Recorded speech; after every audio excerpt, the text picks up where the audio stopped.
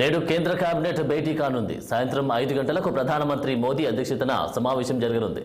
భారత ప్రధానిగా మూడోసారి నరేంద్ర దామోదర్ దాస్ మోదీ ప్రమాణం స్వీకారం చేశారు. 2014-2019 ఎన్నికల్లో విజయం తర్వాత 2 సార్లు ప్రధానిగా బాధ్యతలు చేపట్టిన ఆయన తాజా ఎన్నికల్లో కూటమి గెలుపుతో వరుసగా మూడోసారి సీఎం పీఠమెక్కి రికార్డు సృష్టించారు. రాష్ట్రపతి భవన్లో ద్రౌపది ముర్ము మోదీతో ప్రమాణం చేయించారు. ఈ క్రమంలో ఇవాళ తొలిసారి మోదీ జట్టు సమావేశం కాబోతుంది.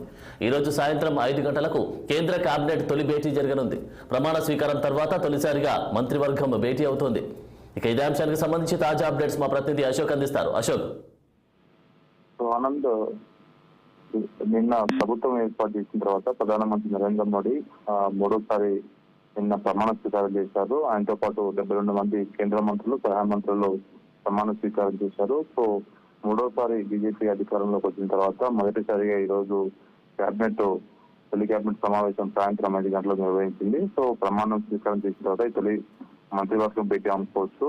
సో నిన్న 72 మంత్రులు ప్రమాణ స్వీకారం చేశారు. సో ఈ రోజు కేబినెట్ లో పలు కీలక అంశాలపై నిర్ణయాలు తీసుకునే అవకాశం ఉంది. ఎందుకంటే దాదాపు 3 నెలల నుంచి ఎన్నికల కోడ్ నేపథ్యంలో పలు ప్రజా సంక్షేమ నిర్ణయాలపై ప్రభుత్వం ఎలాంటి నిర్ణయం తీసుకోలేదు కాబట్టి, ఎలాంటి సంక్షేమ పథకాలపై నిర్ణయాలు తీసుకోలేదు కాబట్టి ఈ రోజు వాటికి సంబంధించిన నిర్ణయాలు తీసుకునే అవకాశం ఉంది. ఇప్పటికే కేబినెట్ లో పలువురు మంత్రులు గతంలో పనిచేసిన వాళ్ళే ఉన్నారు కాబట్టి, సో వాటి గత ప్రభుత్వం అంటే 2019 నుంచి 2024 వరకు ఉన్న ప్రభుత్వం తీసుకున్న నిర్ణయాలు మళ్ళీ దానిపైన అయితే దాని కొనసాగింపులో భాగంగా ఈ రోజు దానిపైన కొన్ని నిర్ణయాలు తీసుకునే అవకాశం ఉంది. ఓవరాల్ గా మూడోసారి కేంద్రంలో బీజేపీ అధికారం రావడము, మూడోసారి ప్రధానమంత్రిగా నరేంద్ర మోడీ బాధ్యతలు చేపట్టడం, ఇది నెహ్రూ తర్వాత వరుసగా 3 సార్లు ప్రధాని అయింది నరేంద్ర మోడీ అని చెప్పుకోవచ్చు. సో ఓవరాల్ గా ఎన్డీఏలో పలు కీలక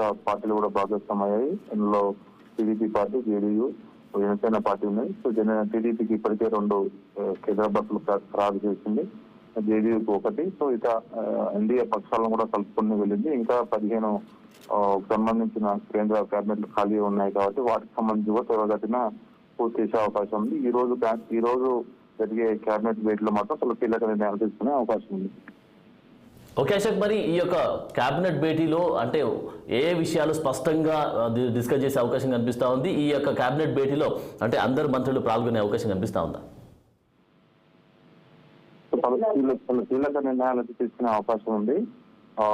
నిన్న కేబినెట్ లో ఎవరైతే ఉన్నారో 32 మంది మంత్రులు వాళ్ళంతా హాజరయ్యి మంత్రి సమావేశం కాబట్టి, సో శాఖలైతే ఇంకా కేటాయించలేదు కాబట్టి ఈ రోజు జస్ట్ ఇన్ఫార్మల్ మీటింగ్ అని చెప్పుకోవచ్చు.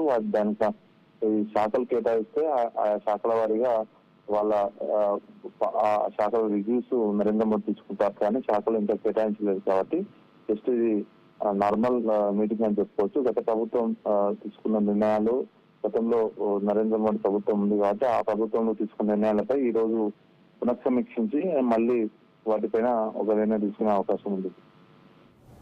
Thank you Ashok.